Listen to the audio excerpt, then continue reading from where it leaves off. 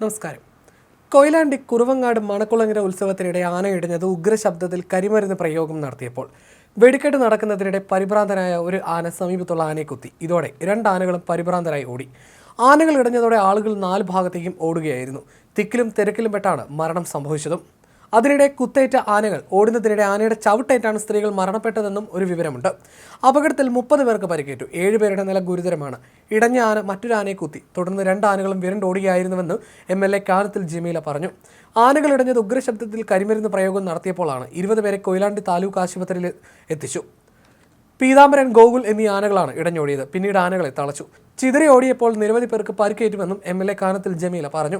പരിക്കേറ്റവർക്ക് ആവശ്യമായ ചികിത്സാ സൗകര്യം ഉറപ്പാക്കും. ആശുപത്രിയിലേക്ക് വേണ്ട സൗകര്യങ്ങൾ ഒരുക്കിയിട്ടുണ്ടെന്നും MLA പറഞ്ഞു. വലിയ ആപത്താണ് നടന്നത്. ഒരുപാട് ആളുകൾ പങ്കെടുക്കുന്ന ഉത്സവമാണ്. കഴിഞ്ഞ വർഷം വിയൂർ ക്ഷേത്രത്തിലും ആനകൾ ഇടഞ്ഞിരുന്നു. ഗുരുതര പ്രശ്നങ്ങളാണ് ഉത്സവങ്ങളുമായി ബന്ധപ്പെട്ട് നടക്കുന്നതെന്നും MLA പറഞ്ഞു. കരിമരുന്ന് പ്രയോഗത്തിന്റെ പ്രകമ്പനത്തിൽ സമീപത്തെ കെട്ടിടങ്ങളുടെ ഓടുകളും ഇളകി വീണിരുന്നു. പടക്കം പൊട്ടിയ ഉഗ്രശബ്ദത്തിലാണ് ആന ഇടഞ്ഞത്. മരിച്ചവരുടെ മൃതദേഹം കോഴിക്കോട് മെഡിക്കൽ കോളേജിലേക്ക് മാറ്റും. അക്രമാസക്തരായ ആനകൾ ക്ഷേത്ര കെട്ടിടത്തിന്റെ മേൽക്കൂരയും ഓഫീസ് മുറിയും തകർത്തു. കെട്ടിടം തകർന്നു വീണ് അതിനിടയിൽ പെട്ടും ആളുകൾക്ക് പരിക്കേറ്റിരുന്നു. 10 വർഷം മുമ്പും ഇതേ ക്ഷേത്രത്തിൽ ആന ഇടഞ്ഞിരുന്നു. തിടമേറ്റിയ ആനയാണ് ഇടഞ്ഞത്. ഈ ആന മറ്റൊരു ആനയെ കുത്തുകയായിരുന്നു. ക്ഷേത്രവളപ്പിന് പുറത്തേക്ക് ഓടിയ ആനകളെ ഏറെ നേരത്തെ പരിശ്രമത്തിനൊടുവിലാണ് തളച്ചത്. മണക്കുളങ്ങര ഭഗവതി ക്ഷേത്രോത്സവത്തിന്റെ അവസാന ദിനമായിരുന്നു ഇന്ന്. ശീവേലി തൊഴാൻ നിന്നവർക്കാണ് ഗുരുതരമായി പരിക്കേറ്റത്. ഉത്സവത്തിന്റെ അവസാന ദിവസമായതുകൊണ്ട് തന്നെ നിരവധി പേരായിരുന്നു ഇവിടെ എത്തിയത്.